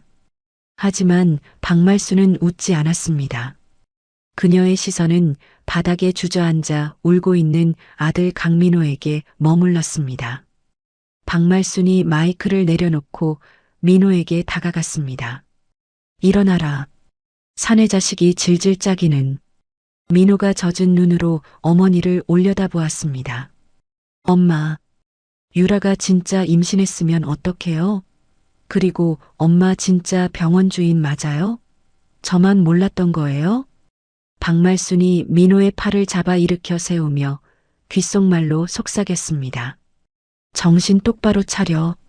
내 처가 어떤 여자인지 이제부터 시작이니까. 그리고 임신? 내 손모가지를 건다. 그거 100% 거짓말이다. 박말수는 멍하니 서 있는 아들을 뒤로하고 수행원들을 이끌고 강당을 빠져나갔습니다. 그녀의 뒷모습은 거대한 산처럼 든든해 보였지만 한편으로는 쓸쓸해 보였습니다. 전쟁의 첫 전투는 박말순의 압승으로 끝났습니다. 하지만 쫓겨난 최유라가 그대로 물러설 리 없었습니다. 궁지에 몰린 쥐는 고양이를 무는 법이니까요. 그날 저녁 성심의료원 이사장실에는 무거운 침묵이 감돌았습니다. 강민호는 최고급 가죽 소파에 앉아 탁자 위에 놓인 통장과 등기부 등본을 멍하니 바라보고 있었습니다. 민호의 손이 파들파들 떨렸습니다. 통장에 찍힌 숫자 0의 개수가 너무 많아 한눈에 들어오지도 않았습니다. 박말순이 차를 한 모금 마시고는 낮은 목소리로 말했습니다. 이제 알겠느냐? 이게 내 진짜 모습이다. 아니, 우리 집안의 진짜 모습이지. 민호가 고개를 들어 어머니를 보았습니다. 민호의 눈동자가 배신감과 원망으로 벌겋게 충혈되어 있었습니다. 어머니, 도대체 왜 그러셨어요? 왜 저한테까지 숨기셨냐고요? 민호가 통장을 바닥에 집어 던졌습니다. 제가 밖에서 돈 없다고 얼마나 무시당했는지 아세요? 친구들 술 살 돈 없어서 모임도 못 나가고 유라한테는 생활비 적게 갖다 준다고 매일 구박받았어요. 저를 왜 그렇게 비참하게 만드셨어요? 박말순이 흔들림 없는 눈빛으로 아들을 쏘아보았습니다. 비참해? 돈 없는 게 비참한 거냐? 마음이 가난한 게 비참한 거지. 그런 말씀 마세요. 어머니는 돈이 썩어날 만큼 있으니까 그런 소리 하시는 거죠. 저는 진짜로 가난했단 말이에요. 민호가 어린아이처럼 울먹였습니다. 박말순이 자리에서 일어나 창가로 갔습니다. 민호야, 돈 냄새를 맡으면 사람은 변한다. 내 아비가 그랬고 내 처가 그렇다. 나는 내가 괴물이 되는 게 싫었다. 땀 흘려번 돈의 소중함을 아는 사람으로 키우고 싶었어. 민호가 자리에서 벌떡 일어났습니다. 그래서 결과가 이거예요? 며느리는 괴물이 돼서 시어머니 뺨을 치고 아들은 바보 천치처럼 속고 살고 이게 어머니가 원하신 교육이에요? 민호는 문을 쾅 닫고 나가버렸습니다. 박말수는 닫힌 문을 바라보며 깊은 한숨을 내쉬었습니다. 가슴 한구석이 찢어지는 듯 아팠습니다. 한편 병원에서 쫓겨난 최유라는 갈 곳이 없었습니다. 집으로 가자니 비밀번호가 바뀌었을 것 같고 호텔로 가자니 카드가 정지되었을까 두려웠습니다. 최유라는 모자를 푹 눌러쓰고 다시 병원 로비로 숨어들었습니다. 그녀가 향한 곳은 VIP 병동에 있는 친정엄마 이옥자의 병실이었습니다. 병실 문을 열자 이옥자가 깜짝 놀라 일어났습니다. 유라야, 너 꼴이 왜 이러니? 얼굴은 왜 퉁퉁 부었고? 최유라가 엄마를 보자마자 와락 껴안고 통곡했습니다. 엄마, 흑흑, 나 죽을 것 같아. 시어머니가 나를 죽이려고 해. 이옥자가 딸의 등을 두드리며 물었습니다. 그게 무슨 소리야? 사부인이 널 왜 죽여? 점잖으신 분이. 최유라가 눈물을 닦으며 도끼 어린 눈으로 거짓말을 쏟아냈습니다. 점잖기는 그 노인네가 사실은 엄청난 재벌이었어. 이 병원도 다 시어머니 거래. 뭐, 재벌? 아니, 미국에 산다며? 그게 다 거짓말이었어. 30년 동안 우리 속인 거야. 근데 그 노인네가 치매가 왔어. 노망이 났다고. 전 재산을 사회에 환원하겠다고 난리를 치더니 나보고 나가래. 우리 땡전 한 푼 안 주고 내쫓으려고 미친 척 연기하는 거야. 이옥자가 가슴을 치며 소리쳤습니다. 아이고 세상에. 그런 법이 어디 있냐? 며느리한테 한 푼도 안 준다니. 그 노인네가 진짜 돌았구나. 최유라가 배를 감싸쥐며 연기했습니다. 엄마, 나 어떡해? 뱃속에 애도 있는데. 스트레스 받아서 애 떨어질 것 같아. 뭐? 너 임신했어? 그런 것 같아. 근데 시어머니가 나보고 임신한 척한다고 꽃뱀이라고 몰아세우잖아. 억울해서 못 살아. 이옥자가 부들부들 떨며 말했습니다. 내가 가만 안 있는다. 감히 내 딸을, 내 손주를 건드려? 당장 가서 머리채를 다 뽑아 놓을 거야. 최유라가 엄마를 말리며 비릿하게 웃었습니다. 아니야, 엄마. 내가 알아서 할게. 엄마는 그냥 내 말만 맞춰주면 돼. 최유라는 병실 화장실에 숨어서 남편 강민호에게 전화를 걸었습니다. 신호음이 한참 가고 나서야 민호가 받았습니다. 여보세요. 민호의 목소리는 힘이 하나도 없었습니다. 최유라가 목소리를 표변하여 애절하게 울먹였습니다. 여보. 흑흑. 나야. 어디야? 나 너무 무서워. 민호가 한숨을 쉬며 대답했습니다. 나 지금 한강 둔치야. 머리가 터질 것 같아서. 여보, 나 좀 살려줘. 어머님이 사람 시켜서 나 감시하는 것 같아. 나 지금 엄마 병실에 숨어 있어. 유라야, 솔직하게 말해. 너 진짜 임신한 거 맞아? 엄마는 아니라고 하시던데. 최유라가 버럭 화를 냈다가 다시 꼬리를 내렸습니다. 당신 지금 누구 말을 믿는 거야? 내 뱃속에 당신 아이가 있다고. 우리 복덩이. 당신 닮은 아들 낳고 싶다고 했잖아. 그렇긴 한데. 여보, 정신 차려. 어머님, 지금 제정신 아니야. 치매라고.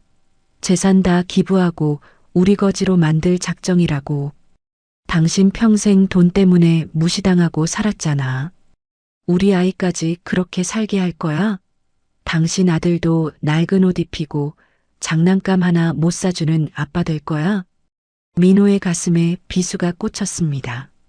가난에 대한 트라우마, 돈 없어서 겪었던 서름이 파도처럼 밀려왔습니다. 민호가 흔들리는 목소리로 물었습니다. 그럼 어떡해? 일단 어머님이 못 움직이게 여론을 만들어야 해. 내가 아는 기자들한테 연락해놨어. 당신은 그냥 모른 척하고 있어. 내가 다 알아서 할게. 우리 새 식구 살 길은 내가 찾아. 최유라는 전화를 끊고 나서 회심의 미소를 지었습니다. 강민호, 넌 평생 내 손바닥 아니야. 다음 날 아침이었습니다. 성심의료원 정문 앞이 시끌벅적했습니다. 확성기 소리와 북소리가 요란하게 울려 퍼졌습니다. 악덕 재벌 시어머니 물러나라. 임신한 며느리 내쫓는 갑질 이사장 규탄한다. 최유라가 고용한 전문 시위대 10여 명이 피켓을 들고 시위를 하고 있었습니다. 피켓에는 자극적인 문구들이 적혀 있었습니다. 뱃속에 손주 죽이려는 살인마 이사장. 30년 속인 것도 모자라 며느리 폭행. 병원 로비로 들어오려던 환자들이 눈살을 찌푸리며 웅성거렸습니다. 인터넷 뉴스에는 이미 기사가 도배되고 있었습니다. 재벌 이사장의 두 얼굴, 임신 며느리 폭행 의혹, 성심의료원 갑질 논란으로 시끌.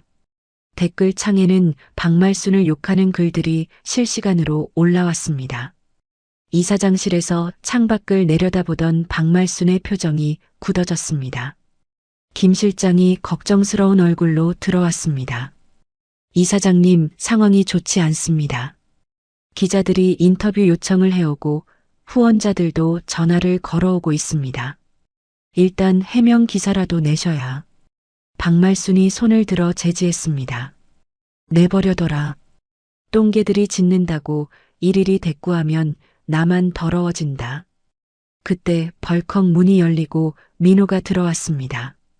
민호의 얼굴은 헬쑥했고 눈은 불안하게 흔들리고 있었습니다. 민호가 다급하게 말했습니다. 어머니, 밖에게 난리 난 거 안 보이세요? 인터넷도 지금 뒤집어졌어요. 그래서 합의하세요. 유라가 원하는 대로 좀 해주세요. 유라가 임신했을 수도 있다잖아요. 만약 진짜면 어떡하실 거예요? 제 자식이에요. 어머니 손주라고요. 박말순이 천천히 고개를 돌려 아들을 보았습니다. 너는 내 말이 말 같지 않더냐? 그 여자가 거짓말하는 거라고 내가 몇 번을 말했어. 민호가 답답하다는 듯 가슴을 쳤습니다. 거짓말이라도 상관없어요. 일단 병원 이미지는 살려야죠. 그리고 솔직히 어머니 돈 많으시잖아요. 유라한테 위자료 좀 넉넉히 주고 조용히 끝내면 안 돼요? 저도 이제 좀 사람답게 살아보고 싶어요. 짝! 박말순의 손이 허공을 갈랐습니다. 민호의 뺨이 돌아갔습니다. 민호가 뺨을 감싸쥐고 멍하니 어머니를 바라보았습니다. 박말순의 손이 부들부들 떨리고 있었습니다. 그녀의 눈에서 굵은 눈물방울이 뚝 떨어졌습니다. 이 못난 놈아, 내가 너를 잘못 키웠구나. 정말 잘못 키웠어. 어머니, 사람답게 사는 게 돈 펑펑 쓰며 사는 거냐? 똥인지 된장인지 구분도 못하고 제 마누라한테 속아서 어미 가슴에 대못을 박는 게 사람 사는 거야? 민호는 아무 말도 못하고 고개를 떨구었습니다. 박말순이 힘없는 목소리로 말했습니다. 나가거라. 내 눈앞에서 당장 나가. 민호는 도망치듯 이사장실을 빠져나갔습니다. 박말순은 소파에 주저앉아 얼굴을 감싸쥐었습니다. 평생을 바쳐 지켜온 병원도 아들도 모든 것이 무너져 내리는 것 같았습니다. 하지만 이대로 무너질 수는 없었습니다. 박말순이 눈물을 닦고 전화기를 들었습니다. 그녀의 목소리는 다시 차갑게 식어 있었습니다. 김 실장, 차 대기시켜라. 가야 할 곳이 있다. 그리고 그 아이들도 데려와야겠다. 박말순의 눈빛이 마지막 결전을 준비하는 장수처럼 번뜩였습니다. 최유라, 내가 넘지 말아야 할 선을 넘었구나. 이제 끝장을 보자. 사건이 터지고 사흘이 지난 오후였습니다. 박말순의 검은색 세단이 병원을 빠져나와 좁고 구불구불한 골목길을 올라갔습니다. 뒷좌석에 앉은 강민호는 창밖을 보며 불안한 듯 손톱을 물어뜯었습니다. 차가 멈춘 곳은 서울 하늘 아래 가장 높은 달동네 옥탑방 앞이었습니다. 민호가 인상을 찌푸리며 물었습니다. 어머니, 여긴 왜 오신 거예요? 냄새나고 더럽게. 박말순이 차갑게 쏘아붙였습니다. 내려라. 내 처가 무슨 짓을 했는지 내 눈으로 똑똑히 봐야지. 두 사람은 삐걱거리는 철제 계단을 올라 옥탑방으로 들어갔습니다. 방 안은 냉기가 돌았고 곰팡이 냄새가 코를 찔렀습니다. 좁은 방 한 구석에 칠순이 넘은 할머니가 어린 남매를 껴안고 전기장판 하나에 의지에 떨고 있었습니다. 아이들은 며칠을 굶었는지 얼굴이 퀭했습니다. 할머니가 박말순을 보자마자 버선발로 뛰어나와 손을 잡았습니다. 아이고, 이사장님, 누추한 곳까지 어인 일이십니까? 보내주신 쌀이랑 연탄 덕분에 저희가 살았습니다. 할머니의 눈에서 눈물이 주룩주룩 흘러내렸습니다. 민호가 당황하여 뒷걸음질 쳤습니다. 어머니, 이 사람들은 누구예요? 박말순이 할머니의 손을 잡아주며 민호에게 말했습니다. 인사드려라. 내 처가 돈 없다고 진료 거부해서 죽은 환자의 어머니시다. 그리고 그 환자의 자식들이고. 민호의 눈이 동그랗게 커졌습니다. 네, 유라가 진료를 거부해서 죽었다고요? 박말순이 품 안에서 낡은 진료 차트 뭉치를 꺼내 민호의 가슴에 팍 안겼습니다. 읽어봐라. 내 처가 찢어서 버린 걸 내가 쓰레기통 뒤져서 찾았다. 응급수술만 했으면 살 수 있는 사람을 돈 안 된다고 쫓아내서 길바닥에서 죽게 만들었어. 민호는 떨리는 손으로 차트를 넘겼습니다. 진료 거부, 강제 이송 조치라는 글씨가 선명했습니다. 민호의 손이 부들부들 떨리기 시작했습니다. 이게 정말 유라가 한 짓이라고요? 박말순이 이번에는 주머니에서 소형 녹음기를 꺼냈습니다. 이건 내가 꼭 들어야겠다. 내가 그렇게 믿는 내 처의 본심이다. 딸각. 녹음기가 돌아가고 최유라의 목소리가 흘러나왔습니다. 제약회사 영업사원과 통화하는 내용이었습니다. 지지직거리는 잡음 사이로 최유라의 비웃음 소리가 또렷하게 들렸습니다. 아유, 우리 남편? 말도 마. 그 멍청한 인간은 우리 시어머니가 진짜 거지인 줄 알아. 내가 시키는 대로 껌뻑 죽는 신용만 한다니까.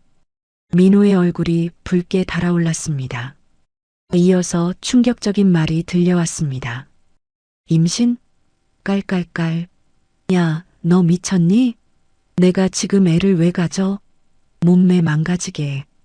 그냥 그 멍청이 꼼짝 못하게 하려고 뻥친 거야. 배 아픈 척 좀 했더니 사색이 돼서 빌더라. 진짜 바보 천치라니까. 녹음기에서 나오는 유라의 웃음소리가 민호의 귓가를 때렸습니다. 민호는 들고 있던 차트를 바닥에 떨어뜨렸습니다. 다리에 힘이 풀려 주저앉고 말았습니다. 거짓말. 다 거짓말이었어. 임신도 사랑도. 민호가 바닥을 주먹으로 내리치며 오열했습니다. 으악. 내가 속았어. 내가 그 여자한테 놀아놨어. 옥탑방 아이들이 놀라서 울음을 터뜨렸습니다. 박말순이 민호의 어깨를 잡고 흔들었습니다. 정신 차려라. 울 시간이 없다. 내가 싼 똥은 내가 치워야지. 언제까지 질질 짜고 있을 거냐. 민호가 고개를 들었습니다. 눈물 범벅이 된 얼굴에 도끼가 서렸습니다. 민호가 눈물을 쓱 닦으며 자리에서 일어났습니다. 어머니, 죄송해요. 제가 해결할게요. 제 손으로 끝낼게요.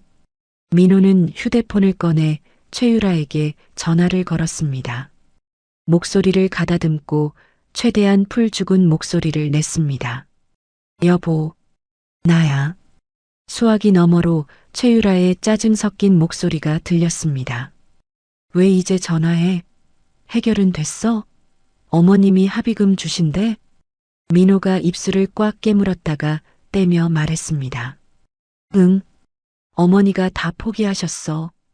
현금으로 준비해놨대. 지금 병원 로비로 와. 기자들도 다 불러놨어.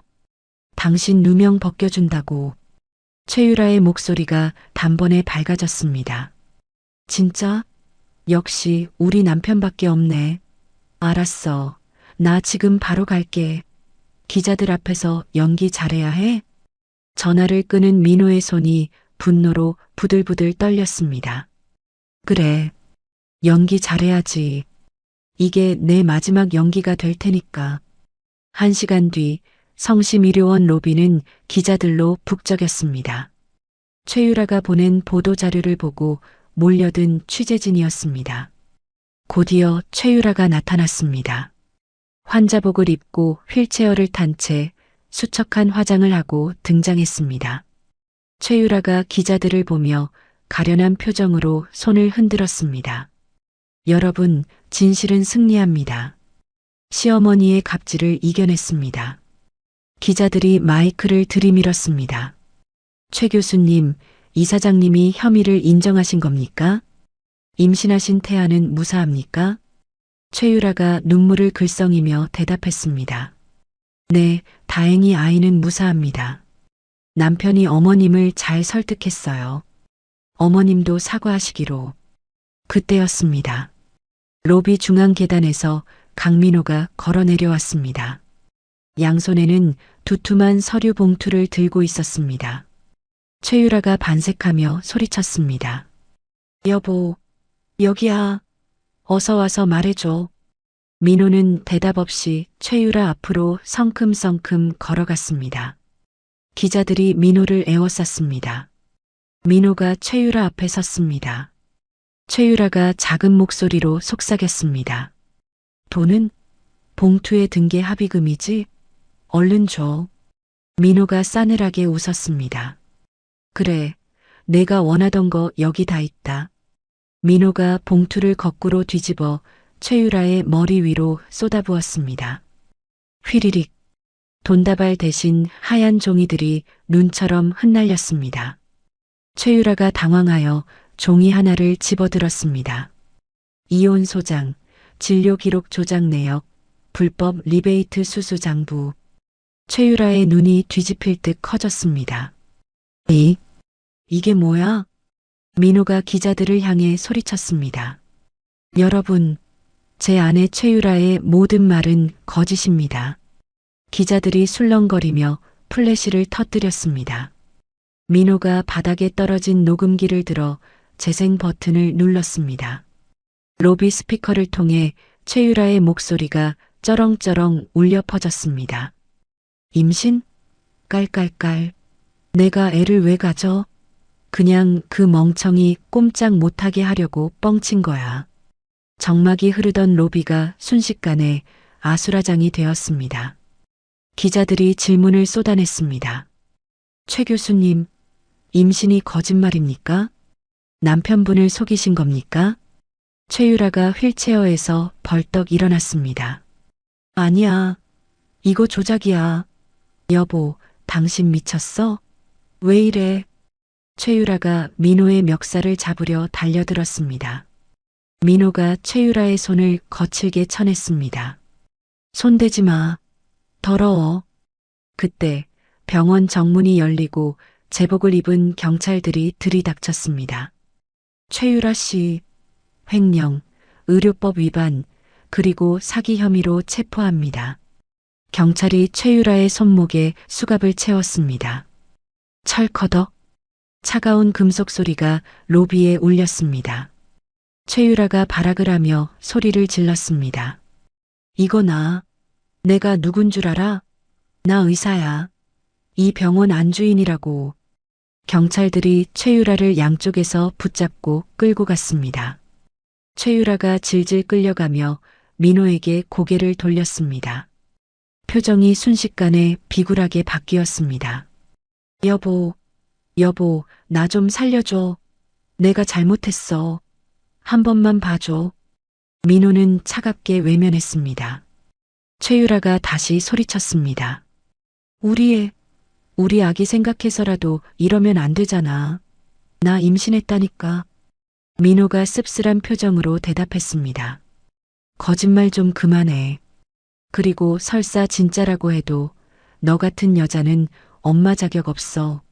내 아이는 내가 지켜. 넌 감옥에서 죗값이나 치러. 강민호, 너 이 나쁜 자식. 두고 봐. 가만 안 둬. 최유라의 처절한 비명소리가 경찰차 사이렌 소리에 묻혀 사라졌습니다. 로비에 있던 환자들과 직원들이 박수를 치기 시작했습니다. 잘했다. 속이 다 시원하다. 민호는 그 자리에 털썩 주저앉았습니다. 모든 기력이 다 빠져나간 듯 했습니다. 그때 2층 난간에서 이 모든 상황을 지켜보던 박말순이 천천히 내려왔습니다. 지팡이를 짚은 박말순의 눈가도 붉게 물들어 있었습니다. 민호가 어머니를 보자마자 기어와서 무릎을 꿇었습니다. 민호가 어머니의 낡은 신발에 얼굴을 묻고 통곡했습니다. 어머니, 죄송해요. 제가 바보였어요. 제가 멍청해서 어머니 가슴에 못을 박았어요. 민호의 울음소리가 로비를 가득 채웠습니다. 박말수는 떨리는 손을 들어 아들의 머리를 쓰다듬었습니다. 투박한 손길이었지만 그 안에는 따뜻한 용서가 담겨 있었습니다. 됐다. 이제 됐다. 썩은 살 도려냈으니 이제 새살이 돋을 게다. 울지 마라, 내 아들아. 박말순의 눈에서도 참았던 눈물이 한 방울 툭 떨어져 아들의 손등을 적셨습니다. 기나긴 전쟁이 끝나고 비로소 모자는 서로를 끌어안았습니다. 그 모습은 그 어떤 화려한 승리보다도 값진 진정한 가족의 회복이었습니다.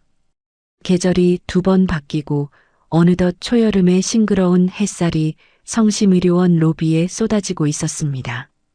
6개월 전 고성이 오가고 돈다발이 흩날리던 아수라장은 온데간데 없었습니다.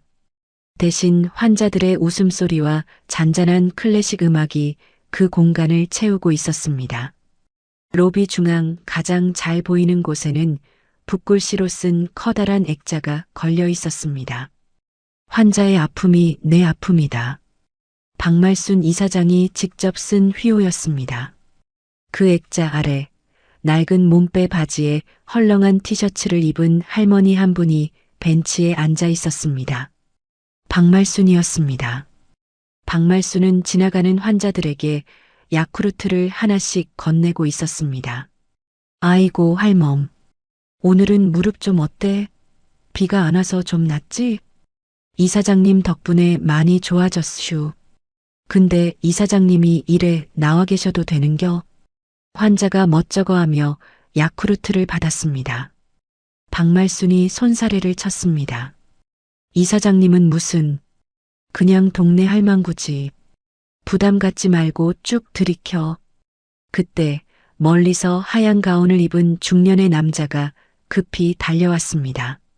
신임 병원장이 된 김준기였습니다. 김준기가 박말순 앞에 서서 허리를 90도로 굽혔습니다. 이사장님, 여기 계셨습니까?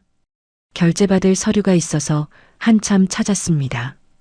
박말순이 혀를 찢찢 찼습니다. 아니, 김 원장. 병원 경영은 자네가 알아서 하라니까 왜 자꾸 늙은이를 귀찮게 해? 나는 그냥 여기서 사람들 구경하는 게 낙이야. 김준기가 사람 좋은 미소를 지으며 서류를 내밀었습니다. 그래도 이번에 도입하는 저소득층 무료 수술 지원 사업은 이사장님 허락이 꼭 필요합니다. 예산이 꽤 들어가거든요. 박말순이 서류를 대충 훑어보고는 고개를 끄덕였습니다. 돈 쓰라고 버는 게 돈이야. 사람 살리는데 돈 아끼지 마. 내 금고 털어서라도 채워줄 테니까 김 원장 소신껏 해. 김준기의 눈가가 촉촉해졌습니다. 명심하겠습니다. 감사합니다, 이사장님. 같은 시각 서울 구치소의 면회실. 창살 너머로 떼약볕이 내리쬐고 있었지만 면회실 안은 냉기가 돌았습니다. 죄수복을 입은 최유라가 초조하게 손톱을 물어뜯으며 누군가를 기다리고 있었습니다. 그녀의 얼굴은 6개월 전의 화려함은 찾아볼 수 없을 만큼 초췌했고 눈 밑에는 짙은 다크서클이 내려앉아 있었습니다. 철문이 열리고 교도관이 들어왔습니다. 3805번, 면회 끝났어. 아무도 안 왔어. 최유라가 벌떡 일어나 유리벽을 두드렸습니다. 그럴 리가 없어요. 변호사는요? 남편은요? 오늘 재판 결과 나온다고 했단 말이에요. 교도관이 무심하게 서류 봉투 하나를 밀어 넣었습니다. 변호사가 이거 전해주라고 하던데. 읽어봐. 최유라가 떨리는 손으로 봉투를 뜯었습니다. 안에서 나온 건 판결문과 이혼 확정 증명서였습니다. 피고인 최유라, 징역 3년 확정. 양육권 및 친권 박탈, 위자료 지급 판결. 최유라의 손에서 종이가 스르르 미끄러져 떨어졌습니다. 징역? 3년? 이혼? 최유라가 머리를 감싸쥐고 비명을 질렀습니다. 아, 안 돼. 내가 누군데. 나 성심병원 며느리야. 내가 의사라고. 이거 무효야. 교도관이 최유라의 팔을 잡고 끌고 나갔습니다. 조용히 해. 3805번 방으로 이동. 최유라가 바닥에 질질 끌려가며 울부짖었습니다. 강민호, 너 이 나쁜 자식. 어떻게 나한테 이럴 수가 있어. 내가 나가면 가만 안 둘 거야. 엄마 나 좀 꺼내줘. 흑흑. 차가운 철창문이 쾅 닫히고 최유라의 절규는 어둠 속으로 묻혔습니다.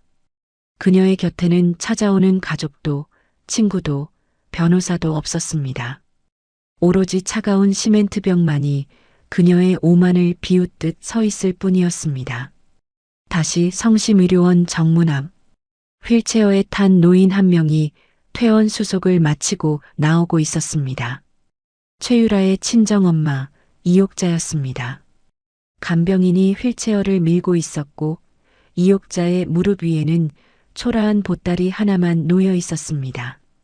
그때 박말순이 벤치에서 일어나 이옥자에게 다가갔습니다.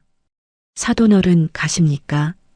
이옥자가 박말순의 목소리에 화들짝 놀라 고개를 들었습니다.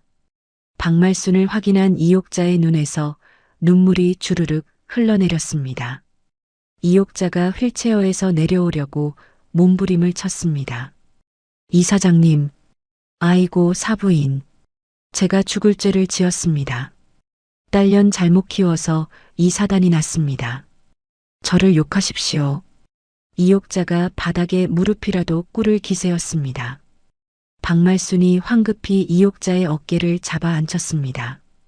이러지 마십시오. 사돈이 무슨 죄가 있습니까?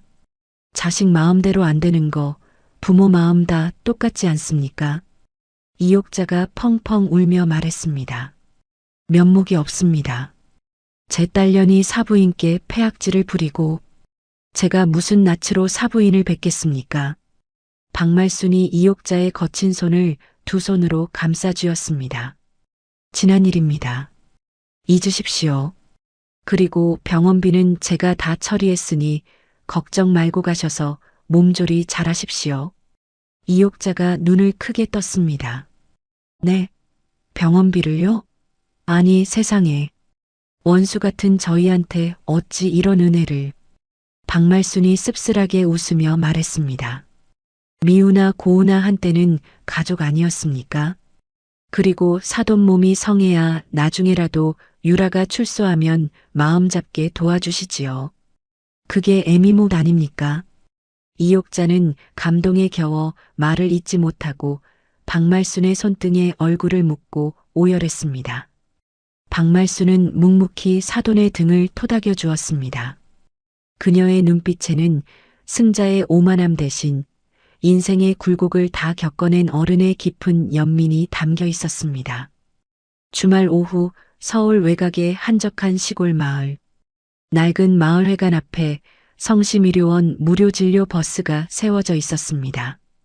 버스 앞에는 허리가 굽은 할머니, 할아버지들이 길게 줄을 서 있었습니다. 간이 천막 아래서 땀을 뻘뻘 흘리며 진료를 보는 의사가 있었습니다. 강민호였습니다. 민호는 더 이상 주눅든 표정의 찌질한 남편이 아니었습니다. 이마에 송글송글 맺힌 땀방울이 햇빛을 받아 보석처럼 빛나고 있었습니다. 민호가 할머니의 아픈 무릎을 정성스럽게 만지며 말했습니다. 어르신, 이거 관절염이 심해지셨네요. 제가 약 지어드릴 테니까 반일 너무 무리하지 마세요. 아셨죠? 할머니가 민호의 손을 잡으며 고마워했습니다. 아이고, 선생님 손이 약손이네. 고마워요. 근데 점심은 먹고 하는겨? 얼굴이 반쪽이네.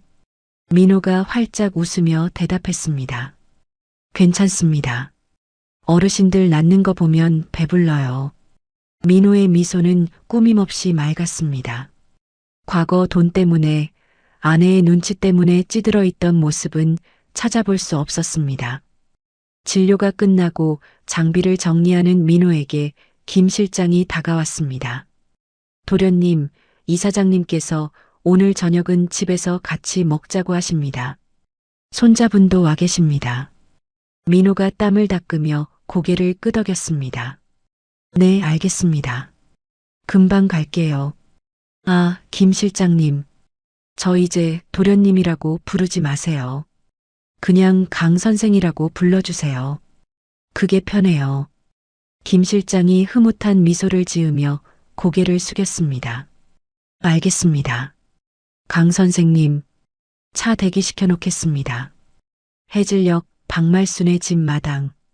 평상 위에 잘 익은 수박 한 덩이가 쪼개져 있었습니다.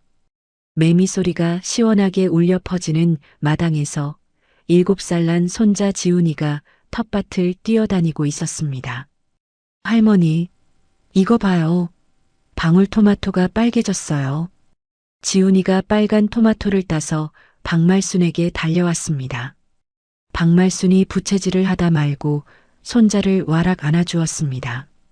아이고, 우리 강아지. 농사꾼 다 됐네. 할머니 주려고 딴 거야? 네. 아빠 오면 같이 먹으려고요. 그때 대문이 열리고 민호가 들어왔습니다. 다녀왔습니다. 지훈이가 아빠 하고 소리치며 민호의 품으로 뛰어들었습니다. 민호가 아들을 번쩍 안아 올렸습니다.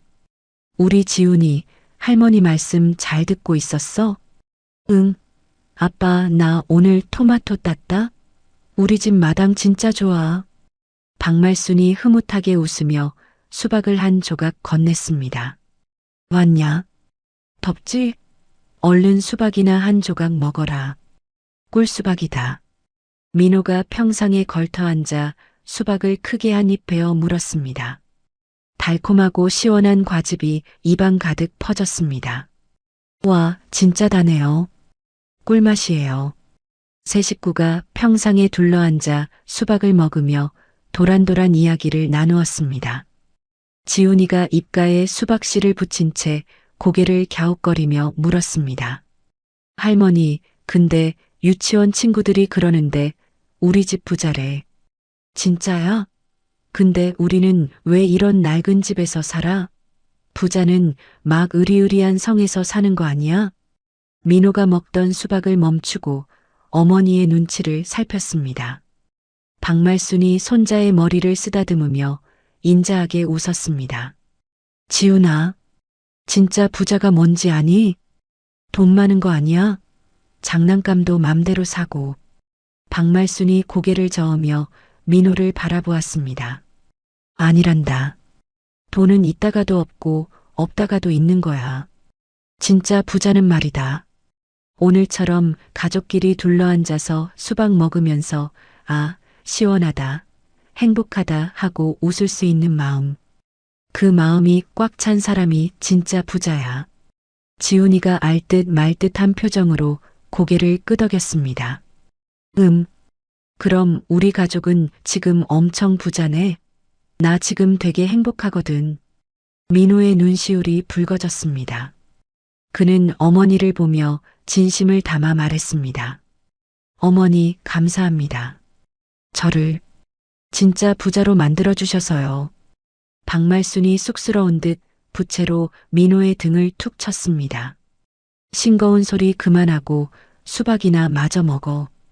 팔이 꼬인다. 박말순이 밤하늘을 올려다보았습니다. 어느새 떠오른 보름달이 낡은 기와지붕 위를 환하게 비추고 있었습니다. 30년 전 남편과 함께 병원을 세우며 꾸었던 꿈, 그리고 잠시 길을 잃었던 가족들. 이제야 모든 것이 제자리를 찾은 것 같았습니다. 마당에는 세 사람의 웃음소리가 끊이지 않았고 옥상 위로 펼쳐진 밤하늘은 그 어느 때보다 맑고 깊었습니다. 이것은 끝이 아니라 비로소 시작된 그들의 진짜 행복한 이야기였습니다. 돈은 있다가도 없고 없다가도 있는 것입니다. 최유라는 화려한 겉모습과 명예에 집착하다가 결국 가장 소중한 가족과 양심을 버리고 파멸했습니다. 반면 박말순 여사님은 가진 것을 과시하지 않고 낮은 곳에서 나눌 줄 아는 마음이 꽉 찬 진짜 어른의 모습을 보여주셨습니다. 혹시 우리도 앞만 보고 달리느라 지금 내 곁에 있는 소중한 사람들에게 소홀하지는 않았는지 돌아보게 됩니다. 오늘 저녁에는 가족들과 둘러앉아 따뜻한 밥 한 끼, 시원한 과일 한 조각 나누며 서로의 온기를 느껴보는 건 어떨까요? 그것이 바로 세상 어떤 돈으로도 살 수 없는 진짜 행복일 테니까요. 오늘도 긴 이야기 함께 해주셔서 진심으로 감사드립니다. 여러분의 가정에 늘 평안과 행복이 깃들기를 기원합니다. 이야기를 끝까지 들어주신 분이 계시다면 잘 들었다고 댓글 하나만 남겨주세요. 감사합니다.